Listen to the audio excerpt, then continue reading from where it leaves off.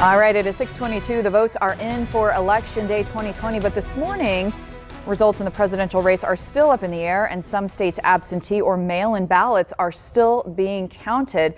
Abdul Hakim Shabazz, editor of Indy Politics, joins me now. Abdul, thanks for joining us early. I know you haven't slept either.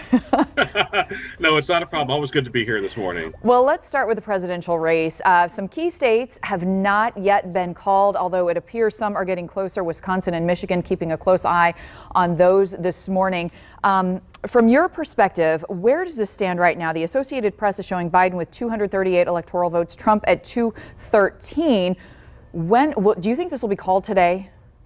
I don't think it'll be called today because Philadelphia, for example, Philadelphia has 2.2 million outstanding mail-in ballots, so that's going to be a while.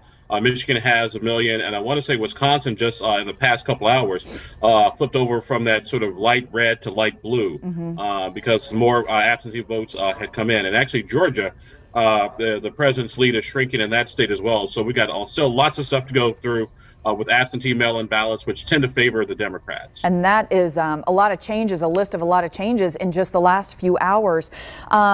Indiana was the first state called for President Trump. So going from that to the race for governor here, Holcomb won 58%, Myers 30%, Rainwater 12%. Any surprises to you in this race?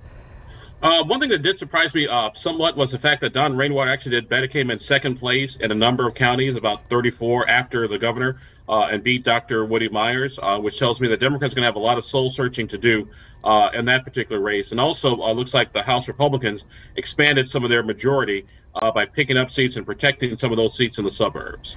All right, let's move now to the 5th congressional district race. This one also not called. Victoria Spartz and Christina Hale. This is closer right now. Spartz at 51.4%, Hale at 44.5%. But Spartz went ahead and declared victory. Hale says that's premature. It's still too early to decide this. Where do you see this going? Probably to court. Because by declaring victory, Victoria Spartz has given herself kind of sort of the standing to challenge the results. So got to keep that in mind. Also, number two, there's still lots of outstanding ballots that are still out there, about 30,000 in Hamilton County, about 100,000 or so in Marion County, adjusted for where the 5th district lies in. So that one's going to be a while. That may take us a few days to sort through before we have a semi-declared winner. All right, I want to get back to the presidential race. Again, a lot of states, a lot of big states yet to come in. You were talking about Pennsylvania as one of those. What do you see happening today in terms of ballot counting, results that we may see? What are the campaigns doing too? Because Biden said, hey, I will take this to court if I need to. He wants all of those votes counted, where the president is saying, hey, let's call this thing. Where do you see this going in the days, possibly the weeks ahead? I see Wisconsin probably being called by 9 o'clock this evening. They should be done. Michigan is going to take a while, and also Pennsylvania and Georgia are going to take a while as well. Everybody is, our university getting ready to lawyer up, so to speak.